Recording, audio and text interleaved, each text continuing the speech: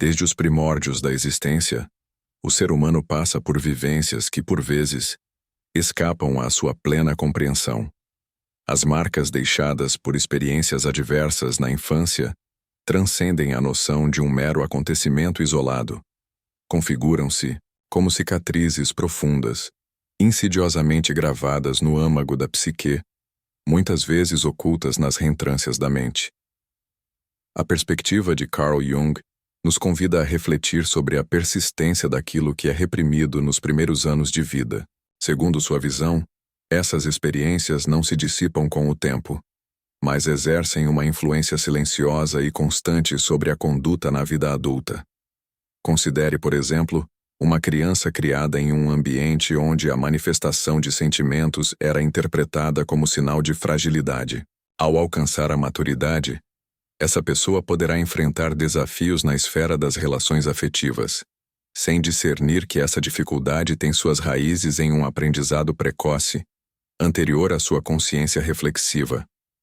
O impacto psicológico, resultante de um trauma na infância, pode ser comparado a uma substância invisível que impregna diversas áreas da existência sem que o indivíduo se dê conta. Inseguranças latentes, temores infundados e padrões comportamentais autodestrutivos podem emergir de vivências sepultadas no passado. Enquanto essas experiências não forem integradas à luz da consciência, a pessoa permanecerá sob seu domínio, tal qual uma marionete cujos cordéis são manipulados por mãos invisíveis. Ilustrativamente, alguém que vivenciou uma criação sob a égide de pais excessivamente críticos pode desenvolver na vida adulta traços de perfeccionismo exacerbado e uma incapacidade de tolerar falhas. Essa característica não se manifesta por uma escolha deliberada, mas como resultado de um aprendizado primário, onde o erro era sinônimo de rejeição. A supressão dessas memórias edifica aquilo que Jung denominou sombra, um conceito fulcral em sua psicologia. A sombra congrega tudo aquilo que negamos em nós mesmos: dores silenciadas, anseios reprimidos, inseguranças latentes e sentimentos considerados proibidos. Quanto mais nos esforçamos para ignorá-la, mais vigorosa ela se torna. É comum observar como certas pessoas reagem com intensa irritação diante de características alheias que, de alguma forma, espelham aspectos que elas próprias se empenham em ocultar. Esse fenômeno ocorre porque o que rejeitamos em nosso interior invariavelmente encontra uma forma de se manifestar, ainda que projetado nos outros. E não se deve restringir a sombra apenas a grandes traumas. Pequenas feridas emocionais, como a sensação de não ter sido ouvido na infância, podem gerar consequências significativas. Inúmeras pessoas atravessam a vida em busca incessante de validação, tentando obter aceitação em todas as esferas possíveis, sem perceber que esse anseio provém de uma carência antiga. Jung asseverava que a completude individual, somente, se alcança quando o olhar se volta para o interior, confrontando aquilo que atormenta. Mas como empreender essa jornada? Como começar a visualizar algo que permaneceu obscurecido por tanto tempo? Curiosamente, a própria existência semeia indícios sutis. Nossos padrões repetitivos, nossos medos desprovidos de explicação aparente. Todos esses elementos são sinais de que algo soterrado necessita vir à tona. Quem nunca se surpreendeu reagindo de maneira desproporcional a uma situação trivial? Por vezes, um comentário singelo pode deflagrar uma reação emocional intensa, levando a uma conduta exagerada. Isso não é fortuito. São os traumas da infância que ainda residem em nosso interior, aguardando reconhecimento. Contudo, o cerne da questão reside no fato de que a maioria das pessoas evita esse processo. Voltar-se para a própria sombra demanda coragem. Implica admitir que parte da dor que carregamos não foi causada unicamente pelo mundo externo, mas também perpetuada por nós mesmos ao longo da vida. Essa constatação pode gerar desconforto. Todavia, Jung acreditava que a liberdade só se manifesta quando ousamos iluminar o que reside na escuridão. E talvez a pergunta que se apresente seja: por onde iniciar? Uma das abordagens mais eficazes reside na autoobservação, atentando para as emoções que emergem em situações cotidianas, questionando as reações impulsivas e investigando suas origens. Em vez de simplesmente aceitar "eu sou assim", vale a pena indagar: sou assim? Houve alguma experiência específica que moldou esse comportamento? Algo que ouvi repetidamente na infância? Esse tipo de reflexão abre as portas para um novo nível de autoconhecimento. E ao transpor essa porta, um novo universo se revela. Entretanto, reconhecer a sombra é apenas o primeiro passo. O que se segue? Como lidar com o que encontramos nas profundezas da psique? É nesse ponto que adentramos um dos aspectos mais fascinantes da psicologia junguiana: o papel do inconsciente e os arquétipos que emergem dos traumas.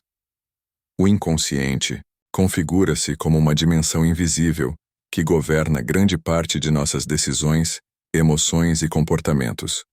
Carl Jung foi um dos pioneiros a explorar profundamente essa parcela oculta da psique, revelando que há muito mais em nós do que aprendemos conscientemente. O inconsciente não apenas armazena memórias reprimidas, mas também modela padrões de pensamento e emoção que reiteramos sem nos darmos conta. Imagine alguém que nutre um profundo temor ao abandono, sem conseguir precisar a origem desse medo. Talvez essa apreensão não tenha surgido na vida adulta, mas possua raízes em uma infância marcada por insegurança emocional, seja pelo distanciamento dos pais ou por experiências de rejeição.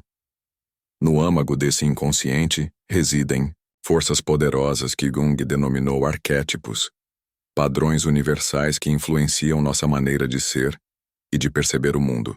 Quando um indivíduo vivencia um trauma na infância, certos arquétipos se ativam e passam a orientar sua existência. Um exemplo clássico é o arquétipo da vítima. Após experiências dolorosas na infância, a pessoa começa a se enxergar como alguém indefeso, sem controle sobre seu próprio destino. Esse arquétipo pode se manifestar em pensamentos recorrentes como "as coisas sempre dão errado para mim" ou "nada do que eu faço importa". Outro arquétipo comum que emerge do trauma é o do salvador. Muitas pessoas que cresceram em ambientes caóticos ou abusivos desenvolvem a necessidade de socorrer os outros, pois em algum momento aprenderam que seu valor reside em ajudar, e não simplesmente em ser.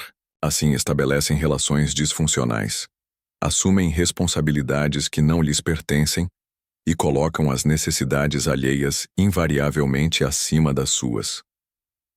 Quantas vezes observamos indivíduos emocionalmente exaustos por viverem tentando solucionar os problemas alheios?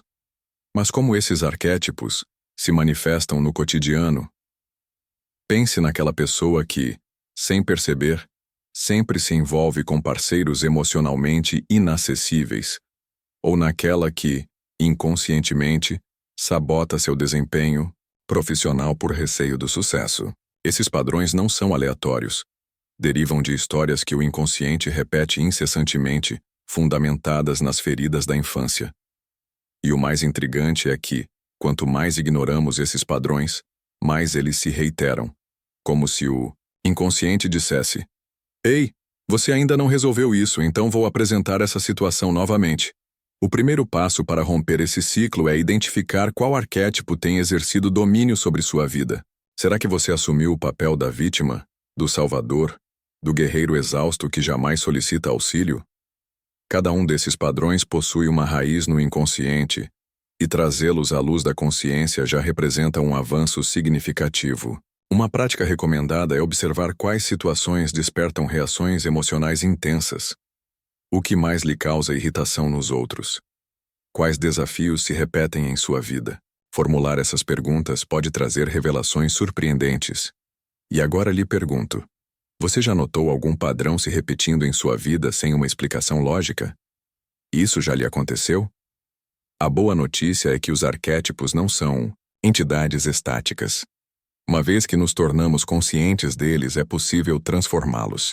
Jung denominou esse processo individuação, uma jornada de autoconhecimento e integração do inconsciente. Isso implica que você não precisa ser prisioneiro do passado. Contudo, para promover a mudança, é necessário estar disposto a confrontar as sombras que habitam sua mente.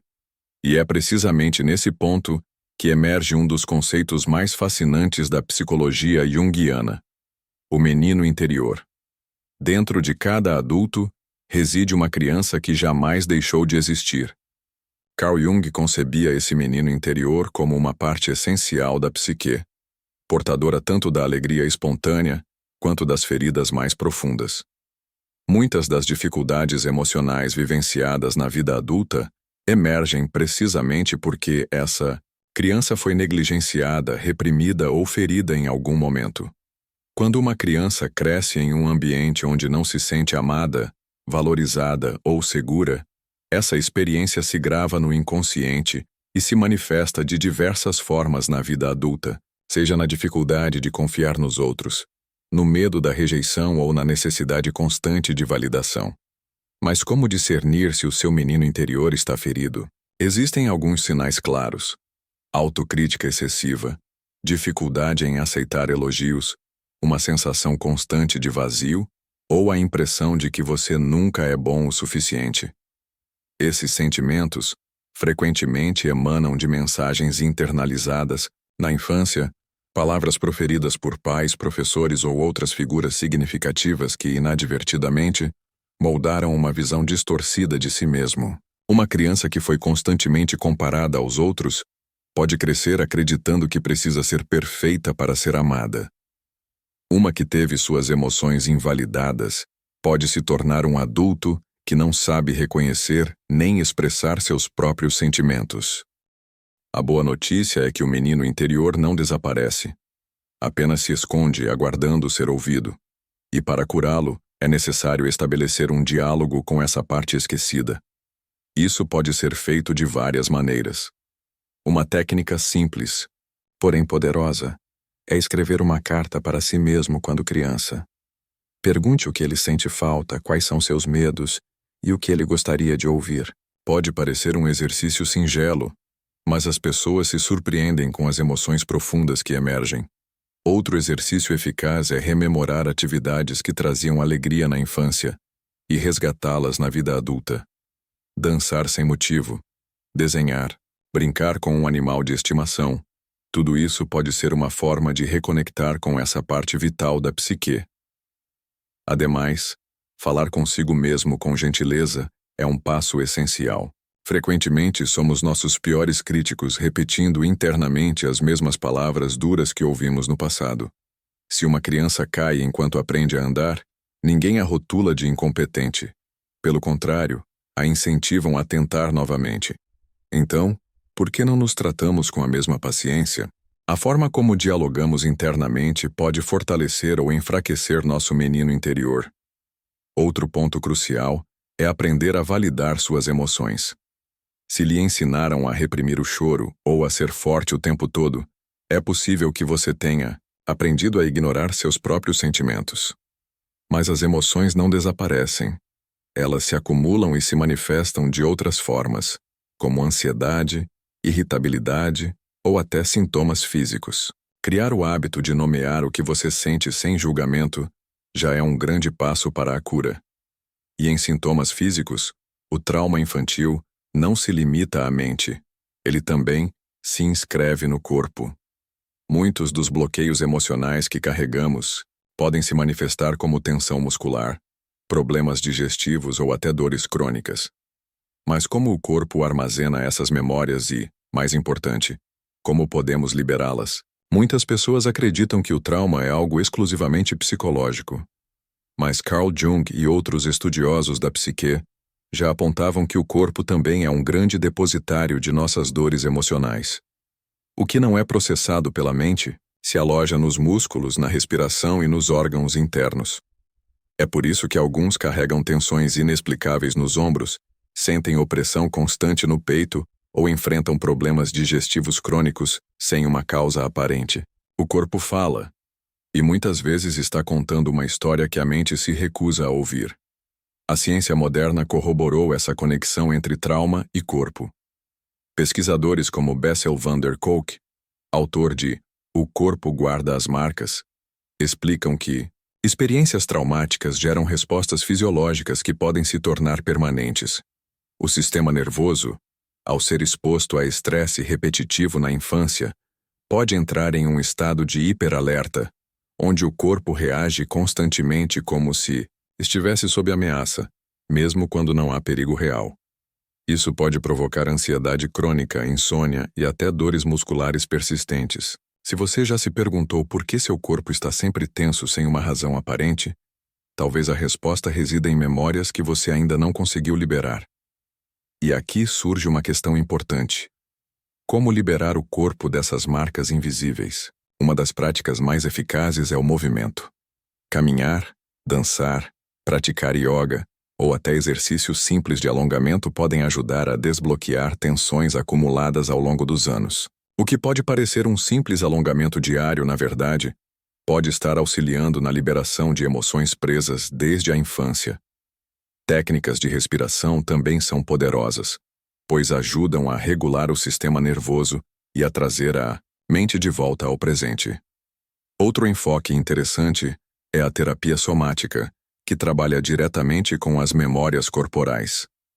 Essa terapia se concentra em ajudar o corpo a completar respostas que foram interrompidas no passado. Por exemplo, uma criança que vivenciou uma experiência de medo intenso pode ter sentido o impulso de correr, mas não conseguiu.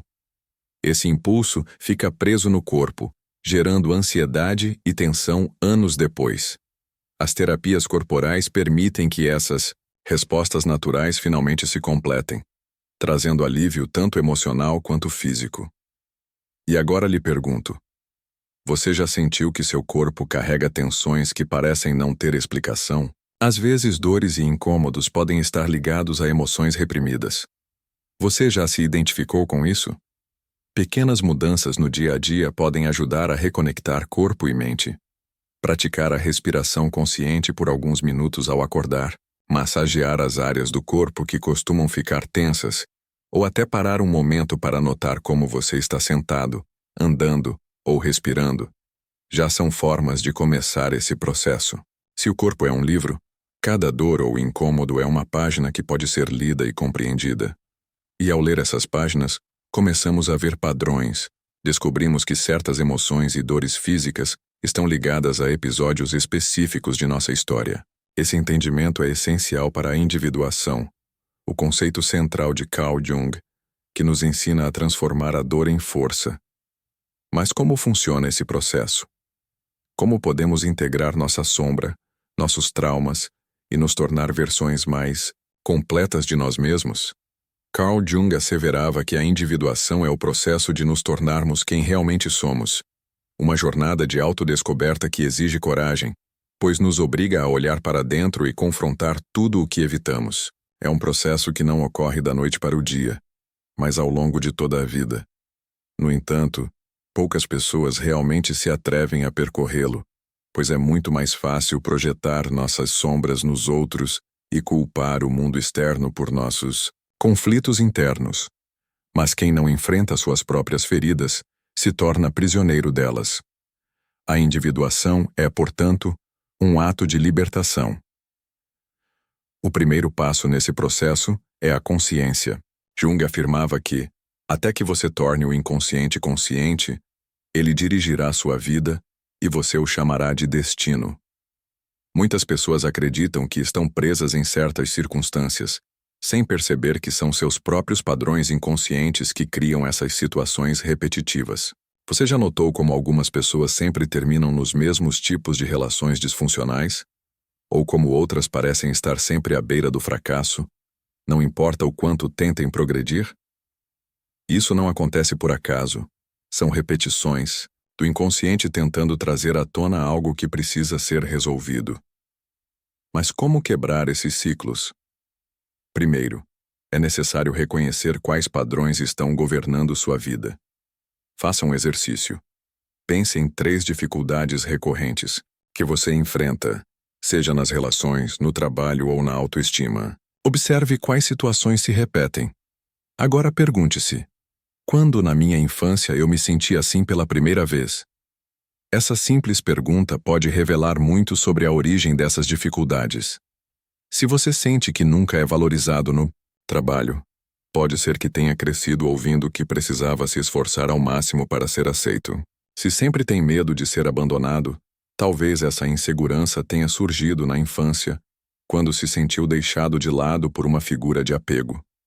No entanto, identificar a raiz do problema não é suficiente.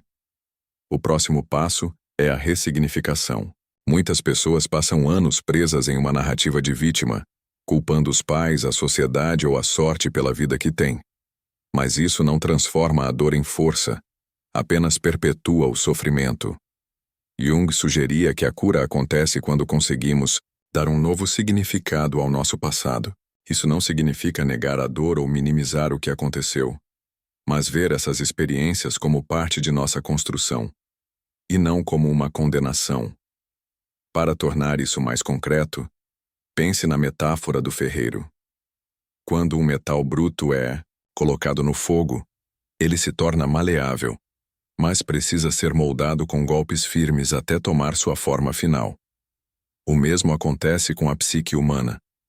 Os desafios e dores da vida são como esse fogo intenso que nos torna receptivos à transformação, mas sem o processo de moldagem, que é a individuação, continuamos sendo apenas matéria bruta, sem definição, sem controle sobre nós mesmos. Outra chave nesse processo é a integração da sombra. Frequentemente, lutamos contra características que consideramos negativas em nós mesmos. Se nos ensinaram que sentir raiva é ruim, reprimimos essa emoção até que ela exploda de maneira descontrolada. Se aprendemos que mostrar vulnerabilidade é sinal de fraqueza, nos tornamos frios e emocionalmente distantes. Mas Jung ensinava que não devemos eliminar esses aspectos obscuros, e sim integrá-los de maneira consciente. Alguém que sempre reprimiu sua raiva pode descobrir que, quando bem canalizada, essa mesma energia se transforma em assertividade e poder pessoal. Da mesma forma, alguém que teme a própria fragilidade pode perceber que aceitar suas emoções o torna mais forte, não mais fraco. Além disso, a criatividade tem um papel fundamental nesse processo. Muitas de nossas emoções reprimidas podem ser expressas por meio da arte, da escrita, da música ou até da atividade física. Jung via a arte como uma ponte entre o consciente e o inconsciente, uma forma de trazer à tona conteúdos internos que não conseguimos acessar apenas com a racionalidade. Se você já sentiu alívio depois de escrever sobre um problema, pintar sem se preocupar com o resultado, ou dançar sem pensar no que está fazendo, já experimentou um pouco desse processo de integração. E há um aspecto fascinante nesse caminho. À medida que avançamos na individuação, nos tornamos menos reativos ao mundo externo. Situações que antes nos desestabilizavam começam a ser enfrentadas com mais equilíbrio. Pessoas que costumavam nos tirar do sério deixam de ter esse poder sobre nós. Isso acontece porque, ao integrar nossas próprias sombras, paramos de projetá-las nos outros. É como se antes estivéssemos presos em um teatro, onde todos ao nosso redor eram personagens de um roteiro que nem sabíamos que existia. E, de repente, nos tornássemos os diretores da nossa própria peça. Isso não significa que a dor desapareça por completo. O passado continua existindo, as marcas emocionais não se apagam. Mas há uma grande diferença entre carregar uma ferida aberta e uma cicatriz. A primeira dói ao menor toque, enquanto a segunda é um lembrete do que já superamos. E esse é o verdadeiro poder da individuação. Transformar as feridas em sabedoria, a dor em crescimento e a sombra em uma fonte de força. Mas há uma área da vida onde a influência do trauma infantil se manifesta com maior intensidade. As relações, seja com parceiros amorosos, amigos ou até no trabalho. Nossas feridas da infância continuam ressoando em nossas interações. Como esse passado molda a forma como nos conectamos com os outros? Como podemos evitar repetir padrões destrutivos e construir relações mais saudáveis? Nossas primeiras relações definem a maneira como percebemos o mundo e as pessoas ao nosso redor. Carl Jung acreditava que as experiências da infância criam moldes internos que servem como referência para todas as relações futuras. Se uma criança cresce em um ambiente de amor e segurança, provavelmente desenvolverá um apego saudável, confiando nos outros e se sentindo à vontade para expressar suas emoções. Mas se a infância foi marcada por negligência, abuso emocional ou instabilidade, essas experiências podem se tornar padrões destrutivos que se repetem na vida adulta. Mais intrigante é que esses padrões nem sempre são evidentes. Muitas vezes, uma pessoa que sofreu rejeição na infância pode desenvolver uma personalidade aparentemente independente, alguém que não precisa de ninguém. Mas, no fundo, essa independência pode ser apenas um mecanismo de defesa, um escudo contra a possibilidade de ser machucada novamente. Da mesma forma, alguém que cresceu sem receber afeto suficiente pode desenvolver um apego ansioso, buscando constantemente validação nos outros e temendo ser abandonado. Você já notou esses padrões em alguém ou até em você mesmo? O inconsciente tem uma forma curiosa de tentar resolver feridas antigas. Ele nos faz repetir certas dinâmicas na esperança de que, dessa vez, o desfecho seja diferente. Por isso, algumas pessoas sempre terminam em relações disfuncionais, escolhendo parceiros que as tratam de maneira semelhante a como foram tratadas na infância. Não porque gostem do sofrimento, mas porque há um desejo inconsciente de reparar essa história, de finalmente obter o amor e a aceitação que não tiveram no passado.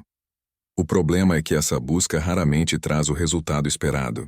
Ao repetir padrões, o trauma só se aprofunda, reforçando a crença de que o amor dói ou que ninguém é confiável. Para quebrar esse ciclo, é fundamental tomar consciência dele. Um bom exercício é observar suas próprias relações e se perguntar: existe um padrão aqui? Eu escolho sempre o mesmo tipo de pessoa? Minhas relações despertam os mesmos medos e inseguranças uma e outra vez? Esse tipo de reflexão pode revelar muito sobre as dinâmicas inconscientes que moldam sua vida. Mas a boa notícia é que é possível ressignificar essas experiências e construir relações mais saudáveis. Isso começa com a autorresponsabilidade. Muitas pessoas entram em relações esperando que o outro preencha seus vazios emocionais. Mas essa expectativa é perigosa. Jung dizia que projetamos no outro aquilo que não resolvemos dentro de nós mesmos, e é por isso que muitas relações fracassam. Quando esperamos que alguém nos ame da maneira que nossos pais não fizeram, colocamos um peso enorme sobre essa pessoa e criamos frustrações inevitáveis. O amor verdadeiro não nasce da necessidade, mas da plenitude interna. E como construir essa plenitude? Um passo fundamental é aprender a se validar. Se você sempre buscou a aprovação dos outros, tente se perguntar: se eu não precisasse da aceitação de ninguém, o que faria de diferente? Esse simples exercício pode revelar quantas decisões foram tomadas apenas para agradar aos outros. Além disso, relações mais saudáveis implicam estabelecer limites claros. Pessoas que sofreram traumas infantis têm dificuldade em dizer não, porque temem ser rejeitadas. Mas aprender a se defender é uma das maiores demonstrações de amor próprio que você pode ter. E agora lhe pergunto: você já notou como seu passado influencia a forma como você se relaciona com os outros? Você se considera mais desapegado ou tem medo do abandono? Reconstruir nossa maneira de nos conectar com os outros não é um processo rápido, mas é libertador. E quando começamos a nos libertar desses padrões, abrimos espaço para algo maior. A verdadeira compreensão de quem somos além do trauma. Mas, no final das contas, quem somos sem nossa dor? O que resta quando deixamos de nos definir pelas feridas do passado? O trauma infantil pode deixar marcas profundas, influenciando nossa maneira de pensar, sentir e nos relacionar com o mundo. Mas a boa notícia é que essas feridas não precisam nos definir para sempre. A cura é possível, e o primeiro passo é entender como lidar com esses dolores do passado. E se eu lhe dissesse que existem caminhos para transformar essa dor em autoconhecimento e crescimento?